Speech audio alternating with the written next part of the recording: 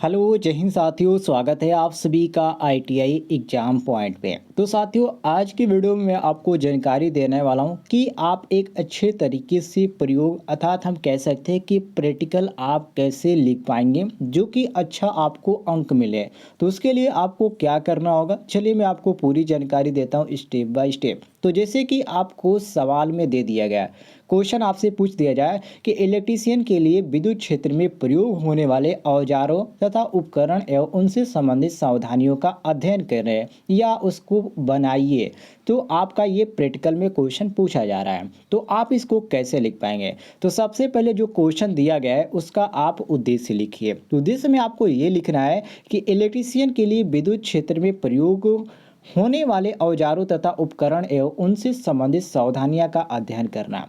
इसके बाद इसके बारे में थोड़ा सा परिचय आपको लिखना है। जैसे कि यहाँ पर लिखा गया है कि विद्युत के क्षेत्र में मुख्य रूप से औजारों का उचित प्रयोग ही कार्य कुशलता की दक्षता है। इसका कारण विभिन्न प्रकार के औजारों के कार्य एवं सावधानियों से जानना आवश्यक है।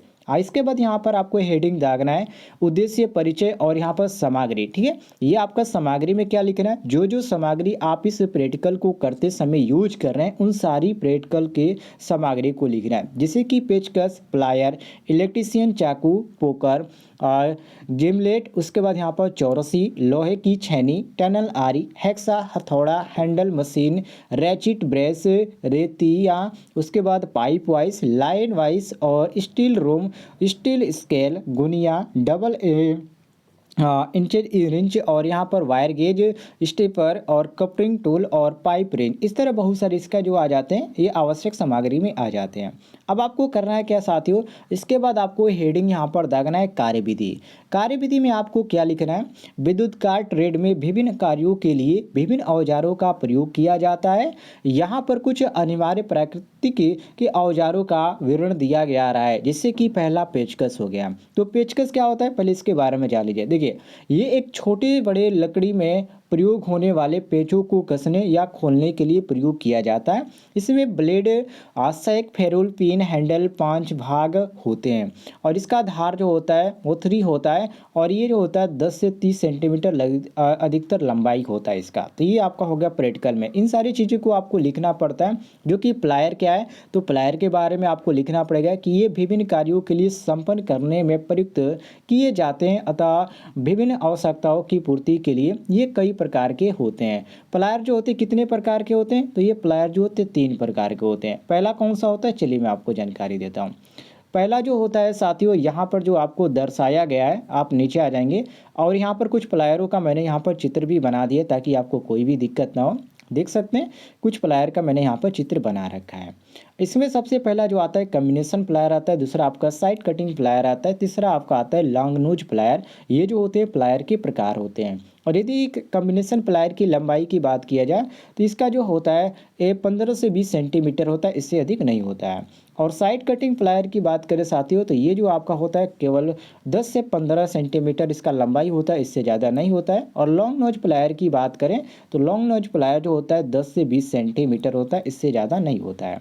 इसके बाद यहाँ पर आ जाता है गिमलेट। गिमलेट जो होता है साथियों, यहाँ पर देख सकते हैं इनमें जो लकड़ी में छेद किया जाता है और आगे की ओर से ये चुड़िया व पीछे की ओर से ड्रिल बीट की भांति ऐंठनदार होता है ताकि छेदने में आसानी रहे। तो ये आपका हो गया पोकर, इलेक्ट्रीशियन चाकू, चौरसी और लोहे की छेनी। और ये जो है कुछ इस तरह से इसका चित्र बनेगा, आपको देख लीजिएगा। और यहाँ पर अब आपका आता है टनल आरी। टनल आरी यहाँ पर देख लीजिए, इसके बारे में थोड़ी सी।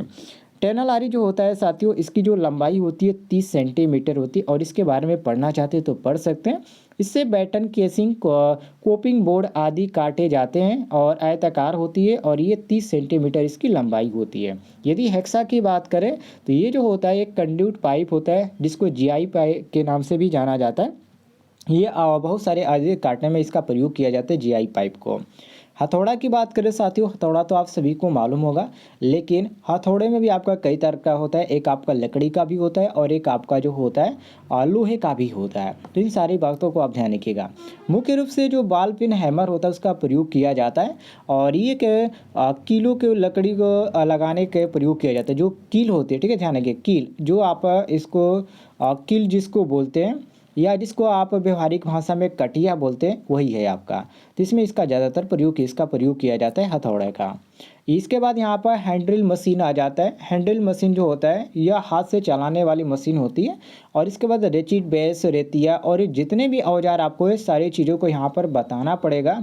गुनिया हो गया, वायर गेज हो गया, वायर स्टीपर होगा, क्रिम्पिंग टेल टूल हो गया, पाइप रेंच हो गया, पुली पुलर हो गया, उसके बाद वायरिंग पुलर हो गया। इस तरह आपको सारी चीज़ों को आपको एक-एक करके दर्शाना होगा, उसके बारे में आपको बताना होगा, तब आप एक अच्छे अंक प्राप्त कर पाएँगे। और सारी प्रक्रिया करने के बाद आपको यहाँ पर इसका सुरक्षात्मक सावधानियाँ और भी बहुत सारी चीज़ें इसको लिखना पड़ेगा। तो उम्मीद है आपको जानकारी पसंद आई होगी। पसंद आई तो वीडियो पर लाइक कीजिएगा और चैनल पे नए होंगे तो सब्सक्राइब ज़रूर कर लीजिएगा।